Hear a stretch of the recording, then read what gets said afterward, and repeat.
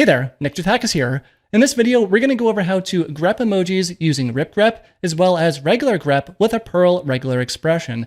Now this could be handy, maybe you have an application where you've sprinkled a couple emojis around and you want to search your code base for one so you can jump to that area of the file, or maybe you just want to copy paste that emoji somewhere else. So I've got this little alias here, grep emoji. I'm going to run it on the README file for this example Docker Flask app. I'll leave a link to this one if you want to check it out. But you can see here, it returned all the lines that contain an emoji here, which is quite nice. And by the way, this alias is just pointing back to the Ripgrep solution, which is able to use this pattern here. We're also going to go over the grep version as well in case you don't have Ripgrep. But yeah, that RG pattern came from the actual creator of Ripgrep, Burnt Sushi here. You know, he explains on eventually down here that this is a suggested pattern to use. But again, it is not bulletproof because it will miss a couple of things. Like for example, if you have the 0-digit emoji, that just won't get returned. You know, I happen to not be using that, so that wasn't an issue. I also found, weirdly enough, with the Microsoft Terminal, 0 through 9 just don't get rendered, but 10 does. That's pretty interesting, I guess, as an aside here. But yeah, let's say that you aren't using Ripgrep. And by the way, I will mention here too, before we continue, that alias, if you happen to be using my dot files, it is set up already. So you can just do GE, you know, it runs the same pattern that we saw here. And also what's pretty cool too, just one more quick aside, if you happen to be using something like NeoVim or another code editor that does support this idea of using Ripgrep to do its fuzzy matching or just searching in general, then yeah, you can actually just fuzzy match your Ripgrep, or you can fuzzy match in here for that as well. And it is going to return all the results here, which is pretty cool. I find this to be a little bit less convenient though, because, you know, I'm not really going to memorize this pattern, but I do memorize the alias, but you can't use the alias here. So I just typically just go to the terminal, run the GE alias on whatever, copy paste the emoji straight in, and then we're good to go. But yeah, let's say that we want to go and check out the same thing using grep. I didn't memorize that because, as you're going to see, it is a little bit long.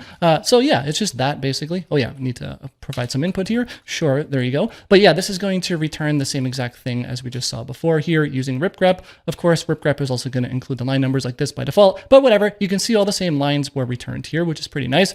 But yeah, this Perl regex here, and by the way, this is also -P, the short version of that flag. For example, you know, you can rerun the same thing using this. But you know, if you're going to put this into an alias, I suggest using the long-term flags. I've done videos about that. It just makes it easier to know, you know, if you visit something in the future, what the heck that actually is. But in any case here, yeah, a whole bunch of different Unicode ranges here. You know, I didn't make that obviously, but you can see here, I found it on Stack Overflow, basically just grabbed it from here. So I'll leave links to this in the description if you want to check out the gory details of like how this came to be here. But one interesting thing here though, is that I did find that, yes, this returns the same results as the Ripgrep one for this example, but that made me think too. I'm like, well, okay, I'm going to be putting a video and a blog post out for this. Let me try to be as accurate as I can, within reason at least. You know, how much of a difference is this though versus the Ripgrep version? So I actually was Googling around and I found this little list here of most emojis, not all of them, but it's like a pretty good, decent chunk of them. But yeah, I actually diffed the output of both the grep version as well as the RG one. And yeah, they return the same results there, which is pretty good. So for example, I could show that pretty quick here. If we go to tutorials, and then what did I name this one? I think just grep emoji. Cool. So all I did here was I just created a sample file here that has all the different emojis that we just saw in that gist there.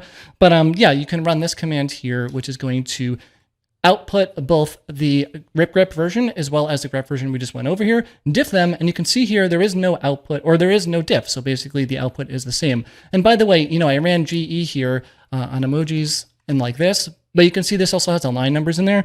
But when you run the grep version, the line numbers aren't there. So I just passed in -N here, which is going to remove the line numbers there. I don't mind using the short flag there because this was just a little one-off there. But yeah, that's basically the Ripgrep flag to ignore putting lines there. And then yeah, of course, you could do the same thing with grep in reverse and put lines there. But yeah, it was easier to take them out. So there you go. But yeah, that's going to do it for this video. You know, a quick one, I suppose, if you just want to grep out some emojis. So let us know in the comments if you're going to be using this. With that said, if you like the video, please give a thumbs up. It really does help a lot. Thanks a lot for watching, and I will see you in the next video.